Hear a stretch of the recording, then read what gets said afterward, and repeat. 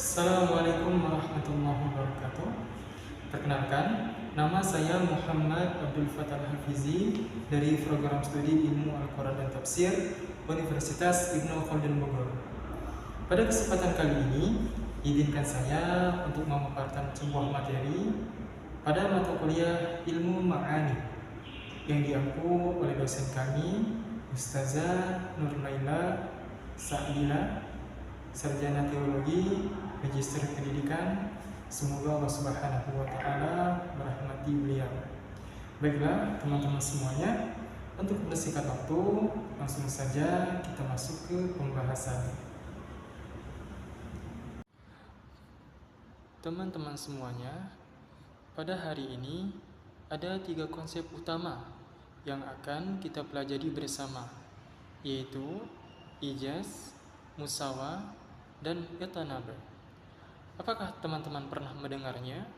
Ijaz, musawah, dan itnab. Secara singkatnya, yang pertama, ijaz. Ijaz adalah seni menyampaikan pesan yang luas dan padat makna, namun menggunakan kata-kata yang sangat singkat. Jadi, meskipun kalimatnya pendek, isinya sangat mendalam. Ini cocok sekali digunakan kalau kita ingin memberikan penekanan atau poin inti tanpa bertele-tele.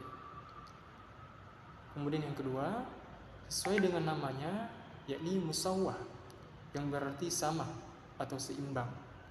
Musawwah adalah kondisi di mana jumlah kata yang kita pakai itu pas dengan makna yang ingin disampaikan, tidak dikurangi dan tidak dilebihkan. Jadi, apa yang diucapkan benar-benar mewakili apa yang dimaksud secara proporsional. Ini adalah gaya bahasa yang paling umum kita gunakan dalam komunikasi sehari-hari, agar tidak ada salah paham. Terakhir adalah itnab. Teman-teman pernah dengar itnab? Nah, itnab ini adalah kebalikan dari ijaz. Itnab adalah cara menyampaikan sesuatu dengan menjelaskan yang lebih panjang atau mendetail. Tujuannya bukan untuk membuang kata-kata, tapi untuk memberikan penegasan, memperjelas poin yang rumit, atau memberikan rasa hormat dan keindahan dalam kalimat. Dengan itnab, audiens bisa mendapatkan gambaran yang jauh lebih mudah, utuh, dan emosional dari pesan yang kita sampaikan. Sekarang kita akan masuk lebih mendalam. Kepada teman-teman, boleh dipersiapkan alat tulisnya, pulpen, dan penanya. Mari sama-sama kita belajar.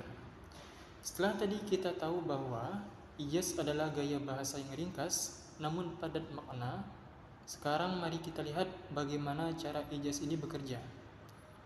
Jadi secara umum, ijaz ini dibagi menjadi 2 jenis. Yang pertama, ijaz al-qasar, dan yang kedua, ijaz al-hazf.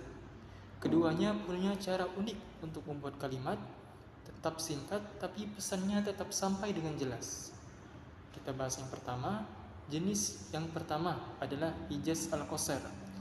Sederhananya, ini adalah seni menyusun kalimat yang pendek tanpa ada kata yang dibuang, tapi maknanya sangat luas.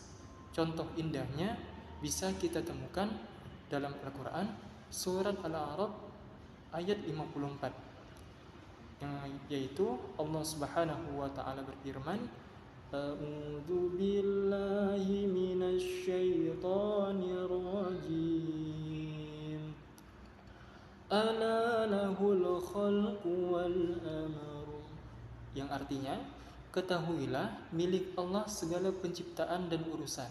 Nah, meski kalimatnya singkat, maknanya mencakup seluruh aspek kehidupan, alam semesta, dan segala aturan di dalamnya.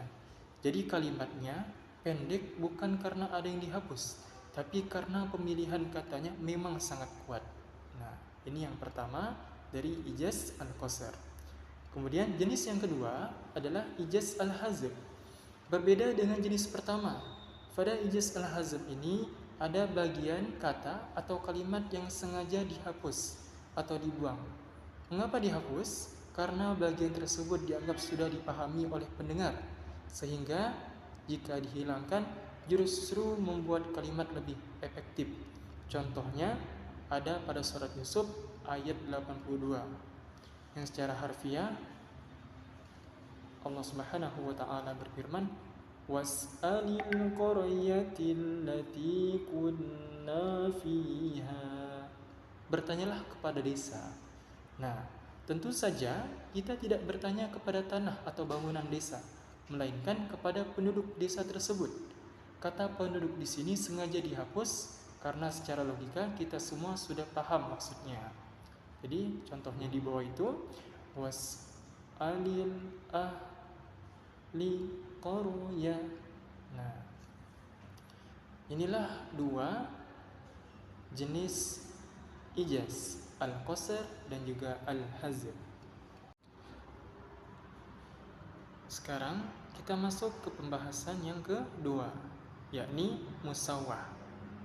Jika ijaz tadi bersifat ringkas, maka musawwah adalah kondisi yang sangat ideal dan seimbang.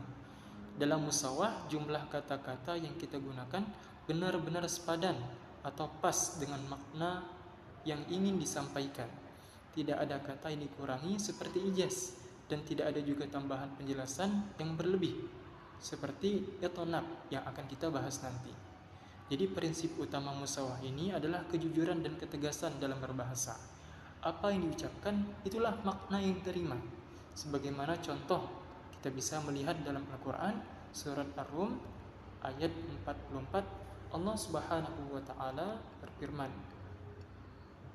man kafara alaihi fakufru. Siapa yang kufur, maka dia sendirilah yang menanggung akibat kekufurannya. Nah, kalimat ini sangat luas, maknanya jelas dan tidak membutuhkan penafsiran tambahan, karena jumlah kata yang digunakan sudah sangat pas untuk menggambarkan aturan sebab akibat tersebut. Dalam kehidupan sehari-hari, musawwah adalah gaya bahasa yang paling sering kita gunakan, ya, saat memberikan instruksi ataupun menyampaikan fakta agar tidak terjadi kesalahpahaman. Dengan musawwah kita memastikan bahwa kita tidak kurang dan tidak lebih, sehingga audiens bisa langsung menangkap poin utamanya secara akurat. Ini merupakan penjelasan dari musawwah. Baik. Setelah kita mempelajari gaya bahasa yang ringkas dan seimbang, bagian terakhir yang tidak kalah penting adalah itanab. Jika sebelumnya kita mencoba sesingkat mungkin, itanab justru sebaliknya, teman-teman. Itnab adalah cara yang menyampaikan pesan dengan menggunakan kata-kata atau lafaz yang lebih banyak daripada maknanya. Namun perlu diingat bahwa tambahan kata di sini bukan berarti pemborosan yang sia-sia, melainkan ada tujuan tertentu, seperti untuk memperjelas, memberikan penekanan, ataupun memperindah kalimat. Nah, salah satu contoh indahnya itnab bisa kita temukan dalam doa Nabi Nuh alaihissalam pada surat Nuh ayat ke-28. Allah Subhanahu wa taala berfirman, Rabbi firli wa liwalidayya wa lima dakhala baitiya mu'minan wa lil mu'minina wal mu'minat. Ya Allah, ampunilah aku, ibuku, bapakku, dan siapapun yang memasuki rumahku dengan beriman, dan semua orang yang beriman laki-laki dan perempuan. Nah, sudah kelihatan ya bagian mana yang itnabnya, yang saya bedakan warnanya itu. Nah, perhatikan bagaimana doa ini, teman-teman, disebut secara bertahap dan mendetail, mulai dari diri sendiri, orang tua, hingga mencakup seluruh orang beriman secara umum, laki-laki maupun perempuan. Penjabaran yang panjang ini menunjukkan betapa tulus dan sungguh-sungguhnya permohonan tersebut di hadapan Allah Subhanahu wa taala. Singkatnya, itnab digunakan saat kita merasa audiens butuh penjelasan lebih mendalam agar pesan-pesan tersebut benar-benar meresap ke dalam hati. Jadi, meskipun kalimatnya panjang, setiap kata yang ditambahkan memiliki fungsi untuk memberikan pemahaman yang jauh lebih utuh dan emosional bagi siapapun yang mendengarkannya. Teman-teman, itulah tadi penjelasan mengenai ijaz, musawwah, dan itnab. Kita sudah belajar bagaimana cara menyampaikan pesan secara singkat namun padat, cara berkomunikasi yang seimbang dan apa adanya. hingga cara menjelaskan sesuatu secara detail untuk memperdalam makna.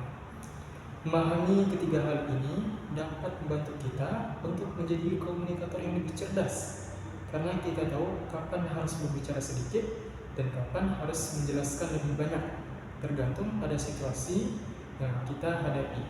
Sebagai penutup, saya ingin mengucapkan terima kasih banyak atas perhatiannya dan antusiasme teman-teman semuanya selama penjelasan saya ini. Saya berharap materi yang kita bahas hari ini bermanfaat, baik untuk studi kita maupun dalam cara kita berkomunikasi sehari-hari. Lebih dan kurangnya mohon dimaafkan. Wassalamualaikum warahmatullahi wabarakatuh.